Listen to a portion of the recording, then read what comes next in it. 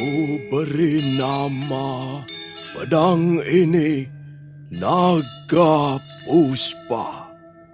Selamatkan dia. Jangan sempat ke tangan pendekar berwatak jahat.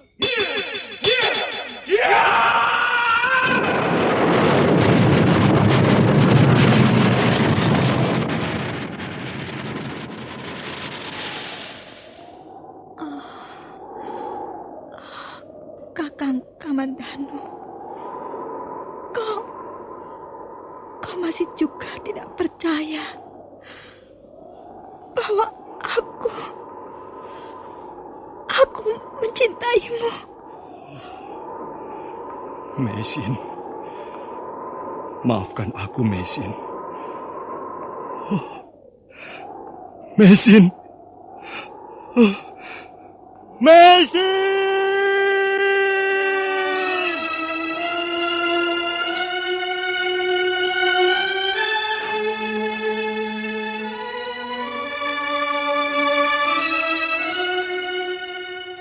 Tutur Tinular.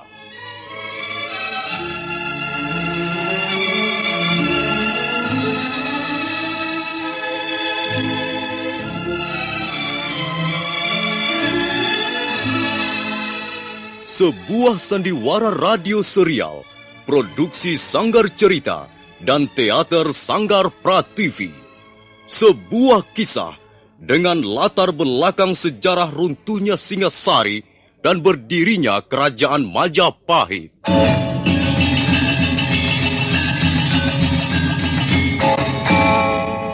Sandiwara ini didukung oleh pemain-pemain radio yang sudah ternama.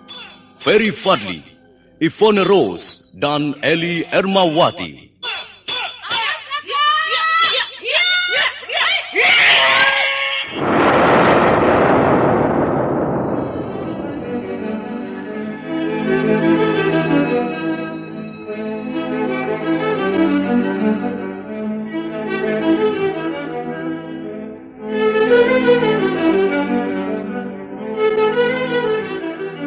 Cerita ini ditulis dan disusun oleh S. Tijab. Teknik dan montase dikerjakan oleh Rudi Tinangon dan Joko SP. Sutradara Y. Rudi Wartono.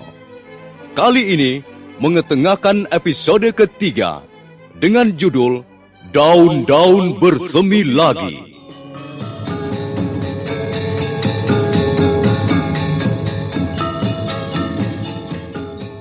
Dalam seri yang ke-69 ini didukung oleh para pemain. Edi Dosa sebagai Lo Sisan, Eli Ermawati sebagai Meisin, Burhan sebagai Aki Pamiji, Ani Ruslianti sebagai Nyai Pamiji, Yayu Sri Rahayu sebagai Tukang Warung, Haryoko sebagai Empu Renteng, M. Pratomo sebagai Kebo Kluyur, Narto sebagai Adisara, dan pembawa cerita Nusri. Selamat mendengarkan.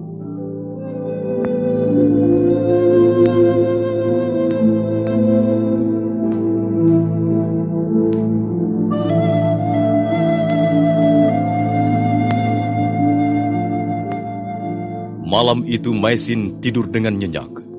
Pendekar Lau berbaring di sebelahnya. Sekali waktu, dia terjaga dan buru-buru melihat keadaan istrinya. Pendekar Lau merasa lega karena pagi harinya Meisin sudah nampak jauh lebih segar. Dia bermaksud mengobatinya sekali lagi dengan menyalurkan tenaga dalamnya ketika terdengar langkah kaki manusia mendekat. Lau, apakah itu bukan suara binatang buas? Bukan, Mei.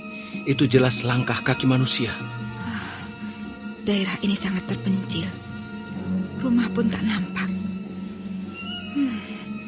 Jangan-jangan mereka terus mengejar kita sampai kemari, loh.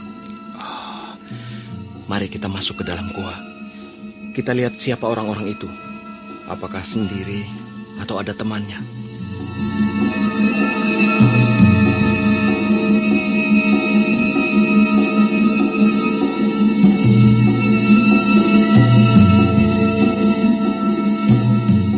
Memang benar, langkah itu adalah langkah kaki manusia dan bukan suara binatang buas.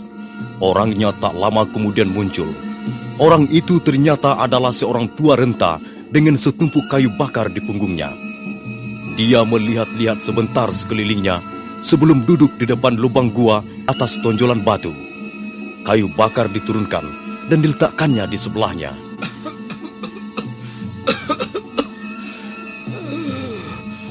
Orang kalau sudah tua, ya beginilah keadaannya. Jalan baru 10 langkah, sudah lelah. Nafas rasanya sesak. Orang tua harus banyak sabarnya. Orang tua itu lalu melepaskan tali tempat minum yang tergantung-gantung di pinggangnya. Lalu dia minum beberapa teguk. Pada saat itulah pendekar Lau mendekatinya. Orang tua itu nampak terkejut.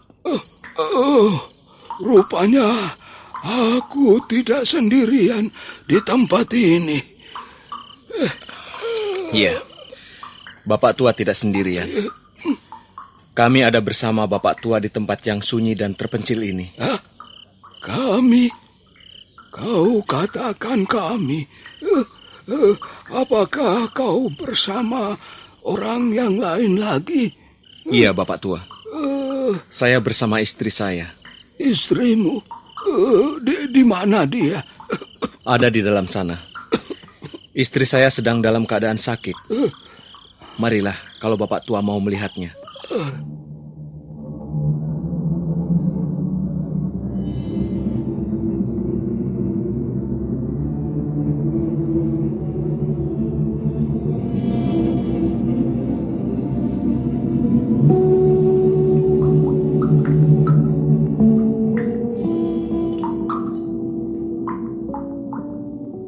Ini Bapak tua. Ini adalah istri saya. Iya. Kasihan sekali istrimu. Agaknya sakitnya cukup berat. Saya sudah mengobatinya. Tapi wajahnya masih kelihatan pucat. Dia pasti belum sembuh benar. Iya. Kalian ini siapa? Aku lihat kalian berpakaian bukan seperti lazimnya orang-orang negeri ini. Kalian orang dari negeri lain ya? Benar, Bapak tua. Kami orang asing di negeri ini. Kami berasal dari negeri yang jauh. Aneh sekali. Orang asing bisa tiba-tiba muncul di tempat terpencil begini. Apa sebenarnya yang kalian cari? Pendekar Lau lalu menceritakan secara singkat tentang negeri asal-usulnya dan mengapa bisa sampai ke negeri ini. Orang tua itu mendengarkan dengan penuh minat sambil sekali-sekali menyeka keringat di lehernya yang keriput.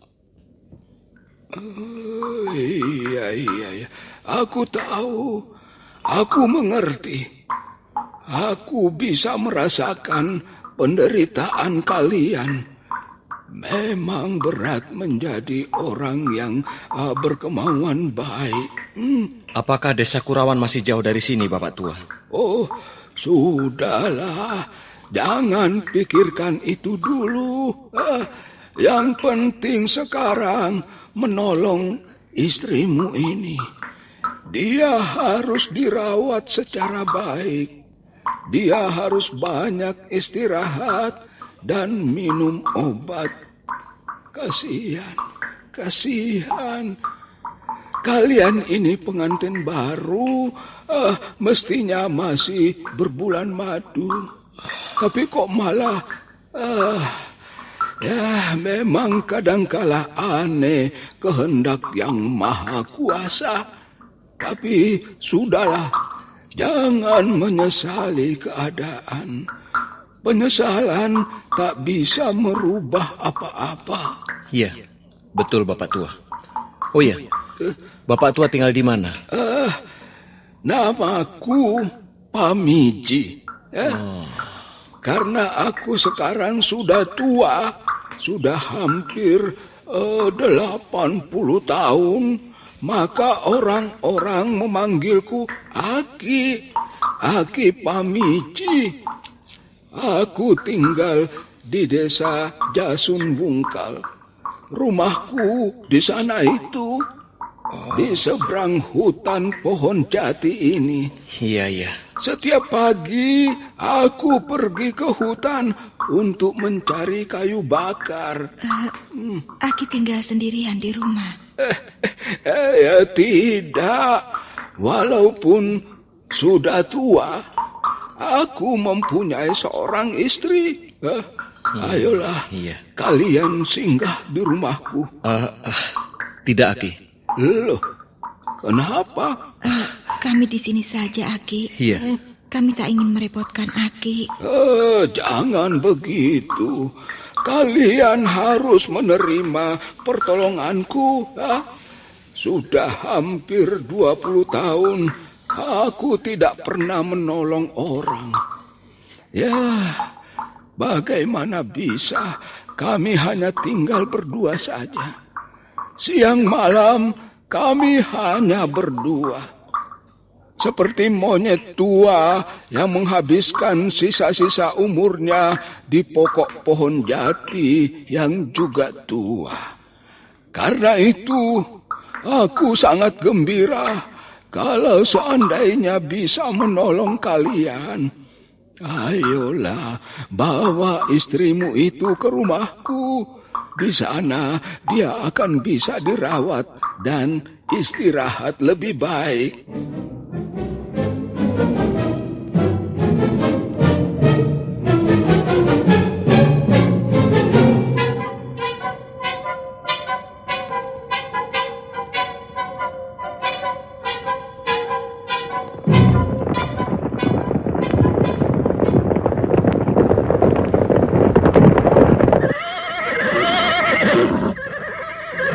Tuan Renteng, mengapa kita berhenti di simpang jalan ini?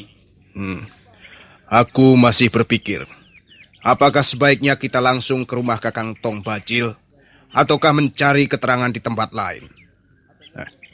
Tapi aku yakin, 2 orang asing itu masih berada di sekitar Jasun Wungkal. Mungkin mereka bersembunyi di pinggiran desa atau di hutan-hutan jati. Saya setuju pendapat Tuan Renteng. Dalam keadaan terluka, mereka pasti tidak bisa berjalan jauh. Nah, kalau begitu, kita adakan pembagian tugas, Tuan. Bagaimana kalau Adisara biar menemani Tuan Renteng pergi melapor ke Tuan Tong Bajil? Dan Paman Keboguyur? Aku akan mencari keterangan ke salah seorang sanak familiku di pinggiran desa ini. Siapa tahu dia dapat memberikan keterangan yang berharga. Kebogluyur, kau punya sanak famili di Jasun Wungkal? Iya, Tuan. Saya punya seorang famili. Dia masih adik almarhum kakek saya. Sudah puluhan tahun dia menetap di desa ini. Tapi entahlah, apakah dia masih hidup atau sudah tidak ada. Di mana dia tinggal? Di pinggiran desa ini, Tuan. Dia hidup bersama istrinya. 10 tahun yang lalu, saya pernah mengunjungi mereka, Tuan. Baiklah. Kalau begitu, kita berpisah di sini. Ayo Adisara, ikut aku. Baik, Tuan. Baik, Tuan.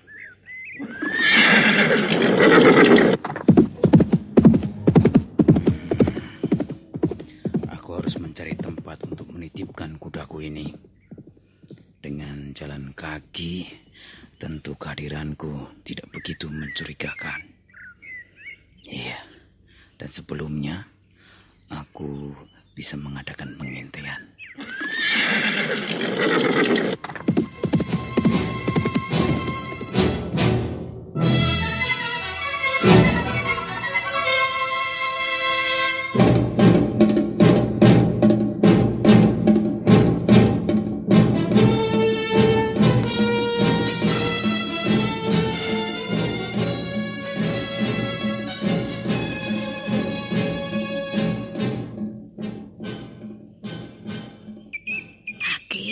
Aki, sini sebentar. Ada apa, Nyai? Kau ini kok membuat kaget orang saja. Ada apa? Kemana 2 orang yang kau bawa dari hutan itu? Ya tidur. Dua-duanya tidur? Iya, mereka lelah. Yang perempuan sedang sakit. Biar saja mereka istirahat. Loh, mereka itu siapa, Aki? Yang laki-laki bernama Low. Tuan Low. Tuan Lo. Ya, yang perempuan namanya Mei Shin. Mereka suami istri. Menolong orang sembarangan saja. Sembarangan bagaimana, Nyai? Mereka itu sedang susah.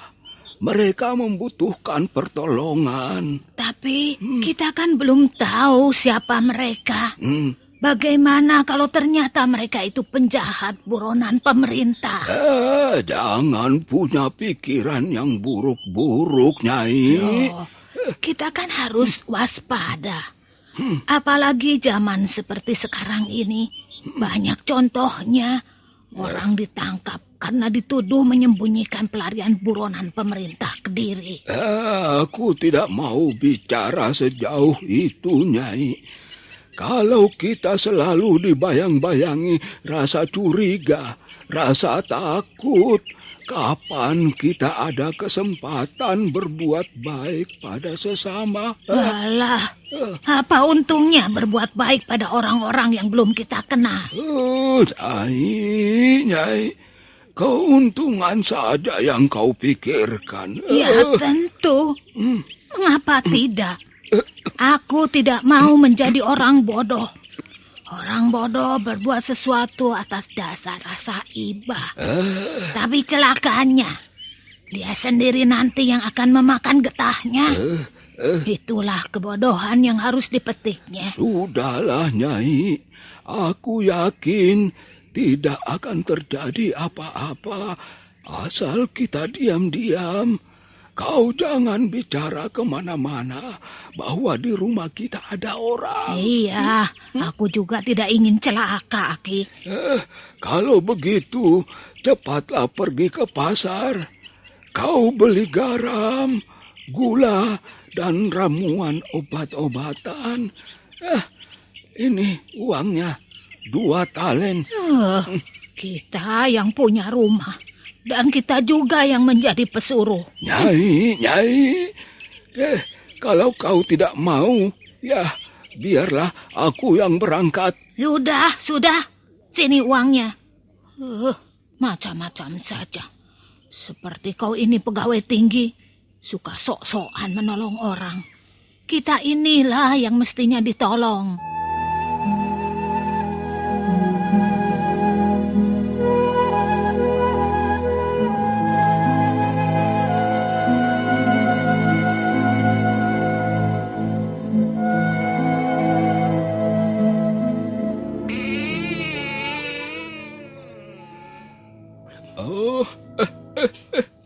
Tuan Lo sudah bangun? Iya. Aku tidur nyenyak sekali, Aki. Itu karena Tuan sangat lelah dan mengantuk. Bagaimana dengan istri Tuan? Dia masih tidur. Biar saja dia tidur. Jangan diganggu. Dia membutuhkan istirahat yang cukup. Iya. Oh ya, di mana Nyai? Kok tidak kelihatan? Dia pergi ke perempatan desa untuk membeli garam dan gula. Kami telah merepotkan Aki. Oh ya, jangan begitu. Kami tidak merasa repot kok. Biasa. Daerah apa ini namanya, Ki? Ini desa Jasun Wungkal. Iya. Apakah Aki pernah mendengar nama Empu Tong Bajil? Oh iya, tentu saja. Nama itu terkenal sekali. Rumah Tong Bajil di Jasun Wungkal. Dia pendekar tangguh yang konon menurut berita menjadi kebanggaan pemerintah Kediri. Tapi dia juga terkenal kejam dan bengis. Anak buahnya banyak jumlahnya. Mengapa Tuan Low menanyakan soal itu? Sebaiknya kami segera meninggalkan rumah Aki. Mengapa? Apakah Tuan Low tidak kerasan menginap di sini? Ya, memang gubuk ini terlalu sederhana. Memang kurang nyaman untuk istirahat. Bukan. Bukan soal itu, Aki. Tempat ini sudah cukup enak untuk istirahat. Lalu kenapa Tuan Low ingin buru-buru pergi? Ya, kami mempunyai masalah yang cukup berat dan gawat. Kami tidak ingin Aki terlibat di dalamnya. Masalah? Masalah apa? Pendekar Low secara singkat tapi jelas segera menjelaskan persoalan pelik yang dihadapi bersama istrinya. Sesaat Aki Pamiji nampak berpikir keras begitu pendekar Low menyudahi ceritanya. Kalau begitu, keadaan kalian memang gawat. Tapi tunggu, aku tidak setuju kalau kalian mau segera pergi. Karena keadaan istrimu masih belum pulih kembali. Tunggulah barang 2 atau 3 hari lagi. Tapi kami tidak mau membuat Aki terlibat dan terpaksa berurusan dengan pemerintah Kediri. Itu tidak akan terjadi. Asal kita mau berhati-hati. Yang penting kalian jangan keluar rumah dulu.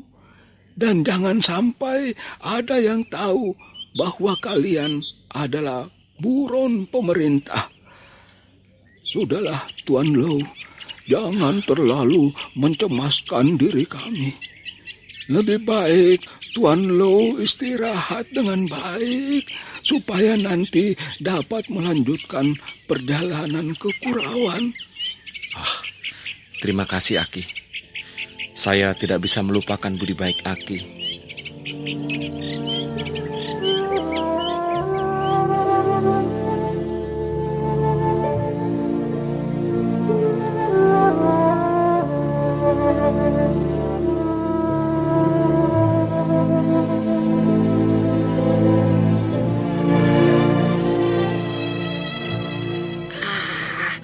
Nyai Pamiji, tidak biasanya Nyai keluar rumah. Aku kehabisan garam dan gula. Tolong bungkuskan masing-masing 2 kati. Waduh, rupanya mau masak besar, Nyai. Potong kambing ya? Iya, potong kambing. Kambingnya si Aki. Wah. Jangan begitu, Nyai. Biar saja, aku sedang kesal. Loh, kenapa kesal? Aki itu makin tua makin macam-macam saja kelakuannya. Pokoknya yang serba tidak melegakan hati. Sudahlah, Nyai. Ini garam dan gulanya. Iya. Terus apa lagi? Itu, tolong bungkuskan ramuan obat-obatan. Loh, siapa yang sakit, Nyai? Aku tidak tahu siapa mereka itu. Sepertinya bukan berasal dari negeri ini. Sepertinya orang-orang asing. Aki yang membawanya dari hutan. Wah, itu berbahaya sekali loh, Nyai. Jangan sembarangan menampung orang. Lah, sudahlah. Tambah kesal saja kalau mikir ke situ. Pokoknya semua nanti biar Aki yang bertanggung jawab.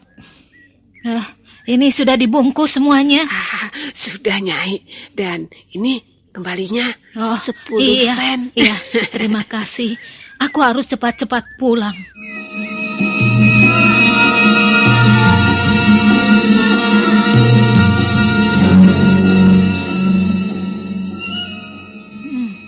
Sepertinya ada yang mengikuti aku. Apa yang dicari? Orang itu mencurigakan sekali. Aku harus segera tiba di rumah.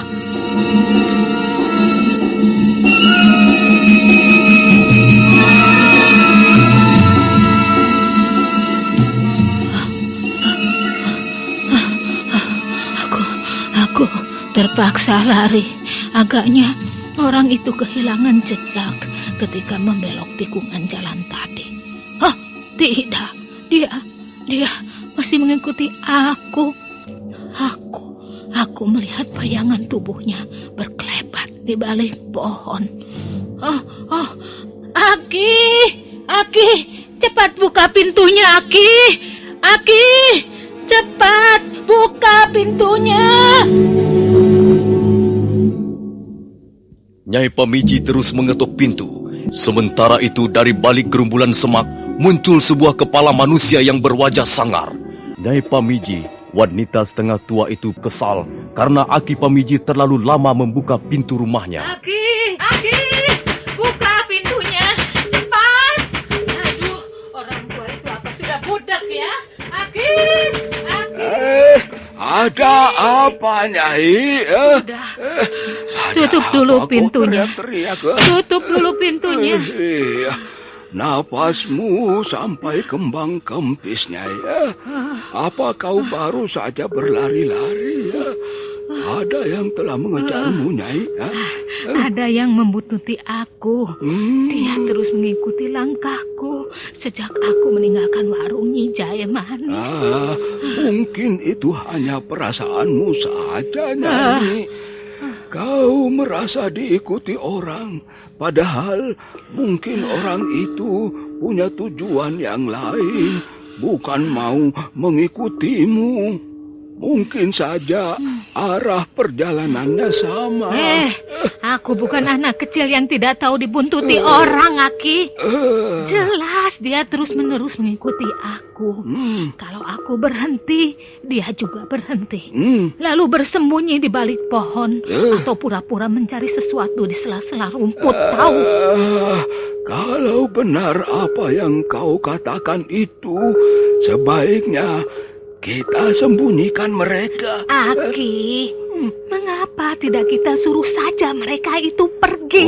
Jangan. Kasihan. Istrinya belum sembuh benar. Tapi mereka bisa menyeret kita ke dalam kesulitan. Belum lama, ada pasukan berkuda mondar-mandir di depan rumah Nyi Jahe Manis. Kabarnya, mereka mencari buronan yang bersembunyi di sekitar desa Jasun Wungkal, tahu? Tapi aku tidak sampai hati menyuruh pergi orang yang sedang sakit.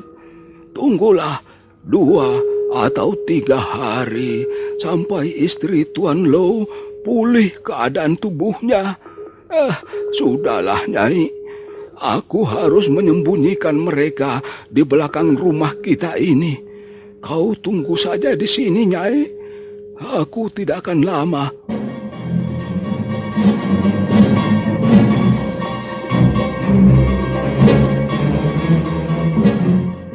Nah, Tuan Lo dan istrinya bisa bersembunyi di sini untuk sementara. Tempat ini saya kira cukup aman. Celah batu yang sempit ini menuju kemana, Aki? Celah batu ini tidak menuju kemana-mana, Tuan Lo. Di ujung celah ini hanya ada sebuah jurang yang dalam dan dasarnya penuh batu-batuan. Tuan dan istri, Tuan tidak perlu kemana-mana. Di sini saja. Nanti makanan dan obat akan saya antarkan kemari. Kami hanya merepotkan Aki saja. Jangan berkata begitu, Nyonya Lo. Watak bangsa kami tak jauh berbeda dengan bangsa Tuan dan Nyonya Lo. Kami senang bersahabat dan ringan tangan membantu orang yang sedang kesusahan. Nah, Tuan dan Nyonya tunggu di sini. Tenang-tenang saja. Tempat ini terlindung dari angin lembah yang keras. Terima kasih, Aki.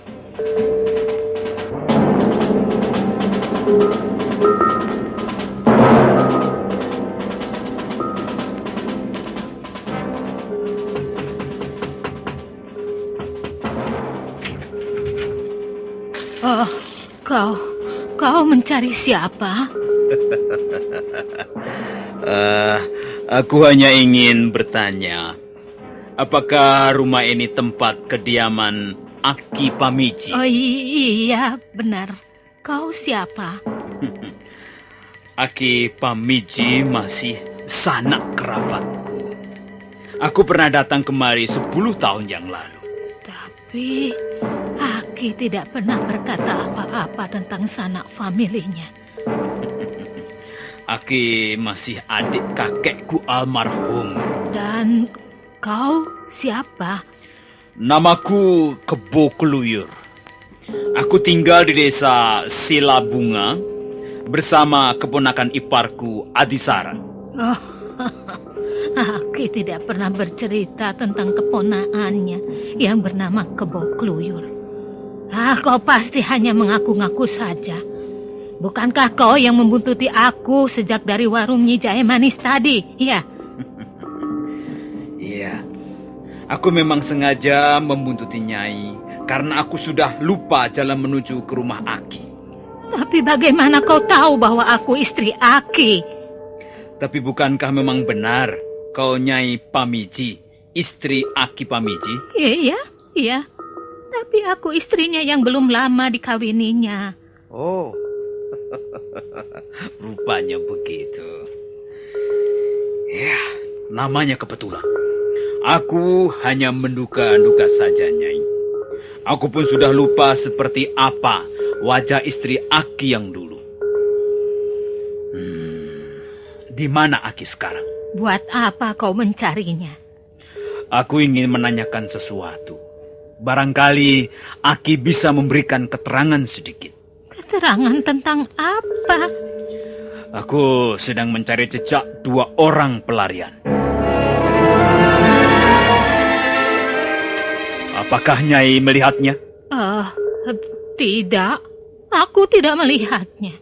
Nah, itu Aki datang. Tanyakan saja padanya. Mungkin dia melihatnya.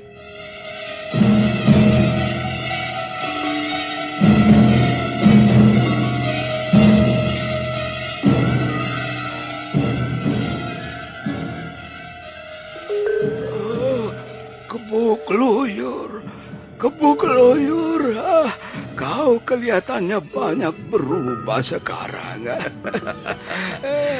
Iya, Aki.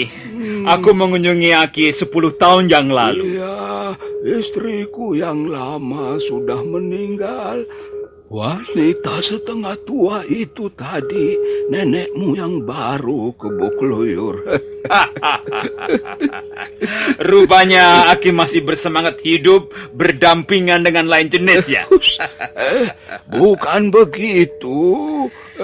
Iya, mungkin itulah sebabnya Aki tetap kelihatan awet muda.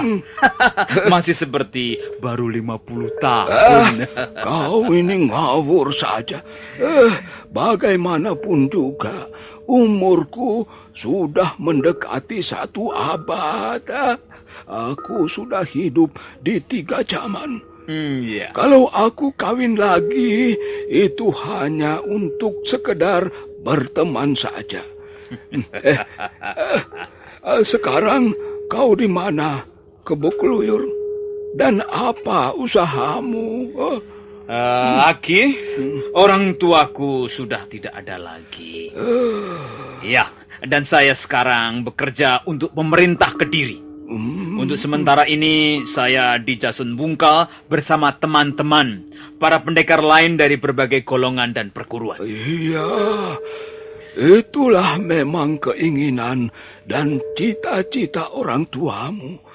Dia ingin anaknya menjadi pendekar pilih tanding. Karena dengan begitu, menurut pendapatnya, dia bisa menaikkan derajat dan pamor nama keluarganya. Bukankah Aki dulu juga pernah belajar olah kanuragan? Iya, dulu, waktu masih muda. Tapi aku lalu mempunyai pikiran yang berbeda dengan ayahmu. Maksud Aki? Waktu dan pengalaman membuat sikap manusia berubah, Kebo Keluyur.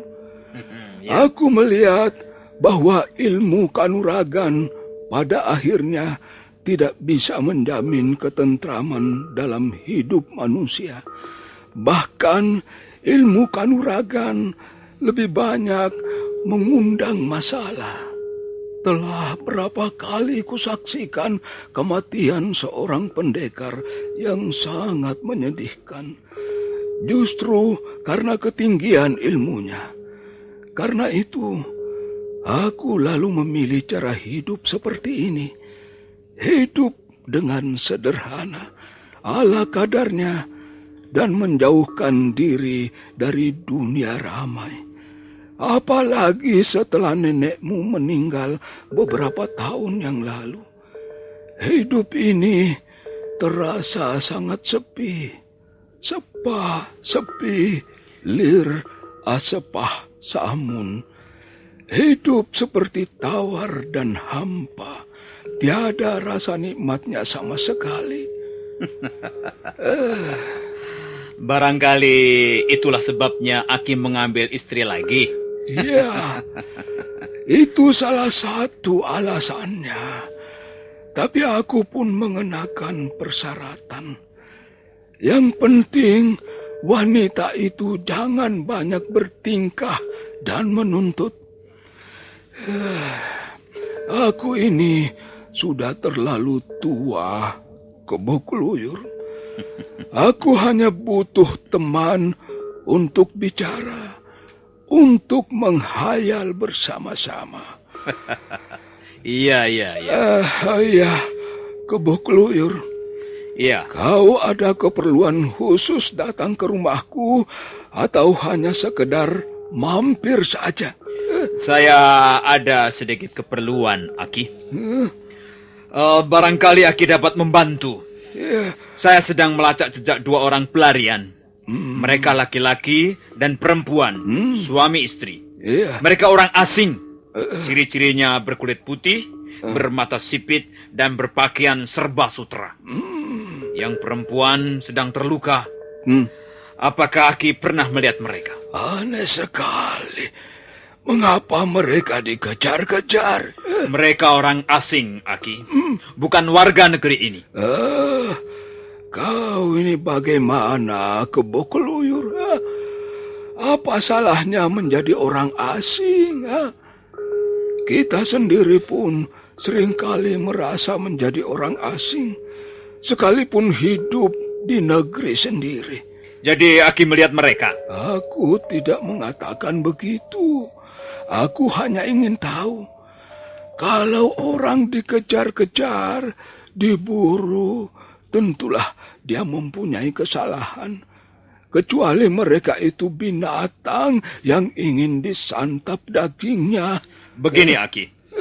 Pemerintah Kediri tidak ingin kesusupan mata-mata musuh. Dan dua orang asing itu dicurigai sebagai mata-mata musuh. Mereka harus ditangkap dan diperiksa. Apakah ada alasan untuk mencurigai mereka, Kebo Keluyur? Tentu saja ada, Aki. Dan kecurigaan pemerintah semakin bertambah besar. Karena mereka tidak mau diperiksa dan malah memilih jadi buronan. Begitu. Sayang sekali. Aku tidak pernah melihat orang yang ciri-cirinya seperti yang kau sebutkan tadi, Kebo Keluyur. Aki, kalau begitu, ya sudahlah. Saya meminta diri, Aki. Mengapa kau tidak menginap barang semalam, Kebo Keluyur? Tidak, Aki. Terima kasih. Saya masih banyak urusan. Terima kasih, Aki. Kebo Keluyur baru mau beranjak melangkah pintu, ketika tiba-tiba matanya melihat sebuah benda yang berkilat-kilat di atas tanah.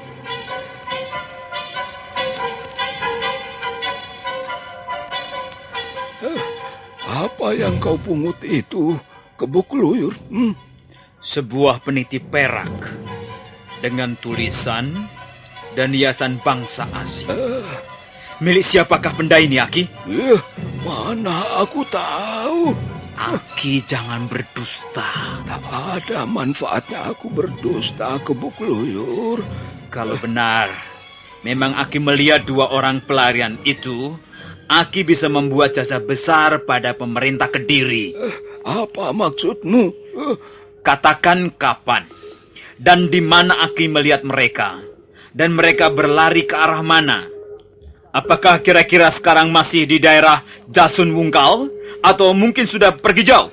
Kebo Keluyur, aku ini bukan dewa yang serba tahu, yang bisa diminta petunjuknya.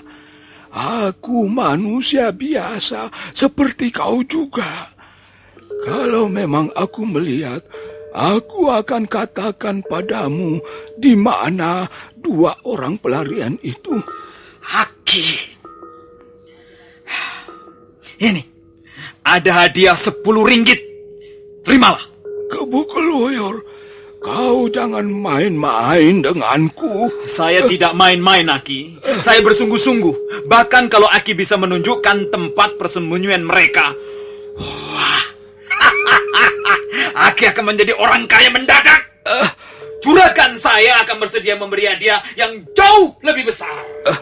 Mungkin 20 atau 30 ringgit. Kebo Keluyur, sudah aku katakan, aku tidak tahu. Apa kau tidak dengar?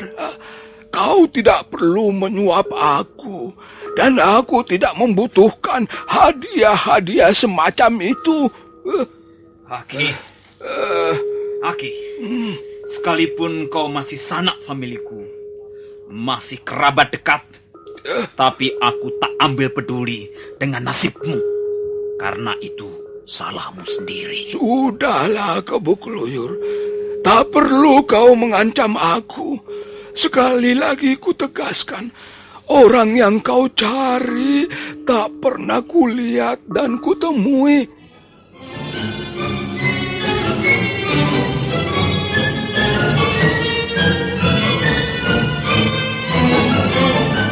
Kebo Keluyur dengan perasaan kecewa dan kesal melangkah pergi. Peniti perak itu disimpan dalam lipatan bajunya untuk ditunjukkan pada Empu Renteng sebagai bahan bukti dan keterangan. Pendekar bersenjata kala rantai itu sudah agak jauh meninggalkan pintu rumah Aki Pamiji. Mendadak telinganya menangkap suara gemerisik rumput kering. Dia segera berbalik dan...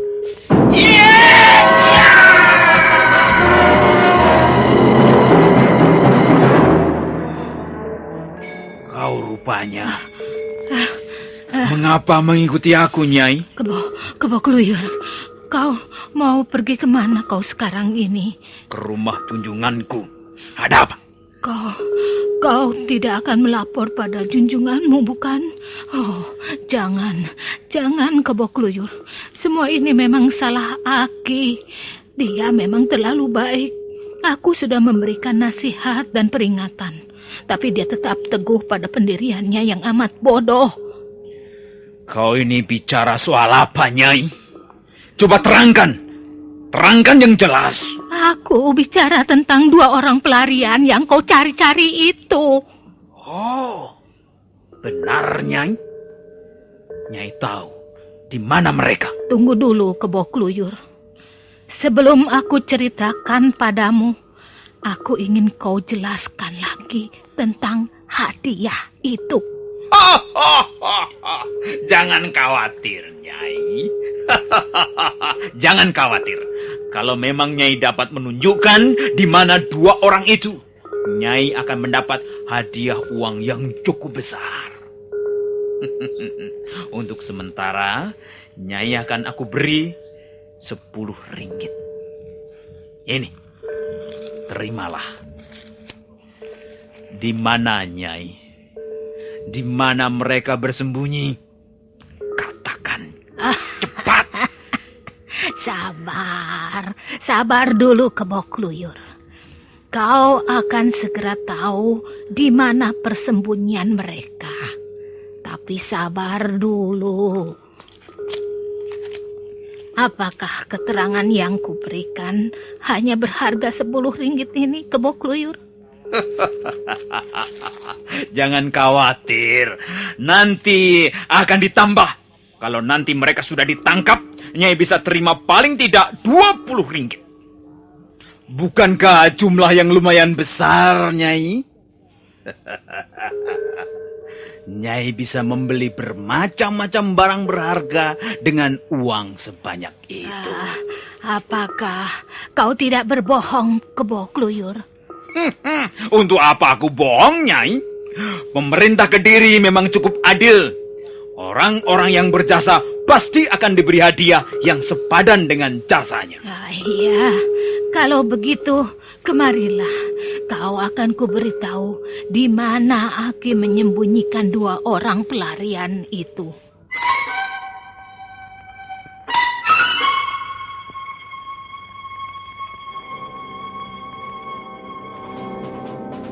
Bagaimana di Renteng?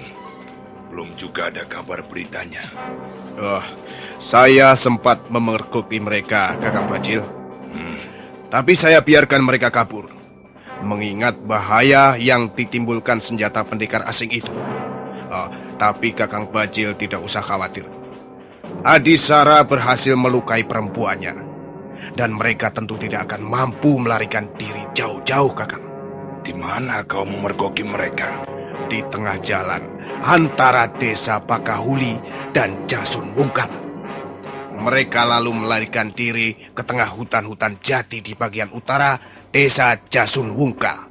Nah, itu Kebo Kluyur datang, Kakang. Mungkin dia membawa keterangan yang kita butuhkan, Kakang Bajil. Sini, maju sini Kebo Kluyur. Baik, tuanku Tong Bajil.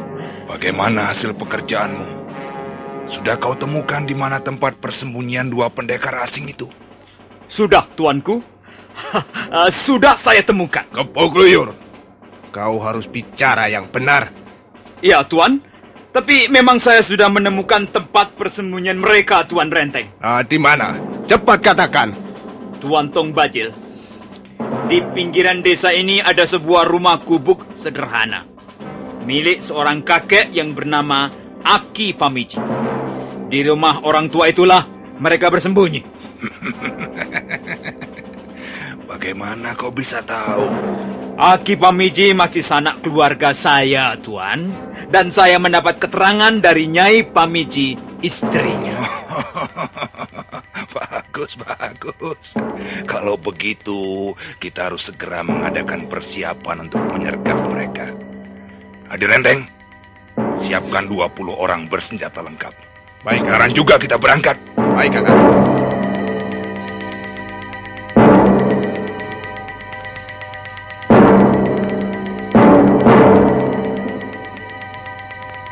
Aki Pamiji segera mengajak pendekar Lo dan Maisin kembali ke rumahnya. Matahari sudah mulai turun ke batas cakrawala. Beberapa ekor burung nampak terbang di udara, bergegas pulang ke sarangnya. Nah, para pendengar sekalian, bagaimana kisah selanjutnya? Apakah yang akan dialami pendekar Lo dan Maisin? Apakah akhirnya mereka harus tertangkap? Silakan mengikuti seri berikutnya. Sampai jumpa.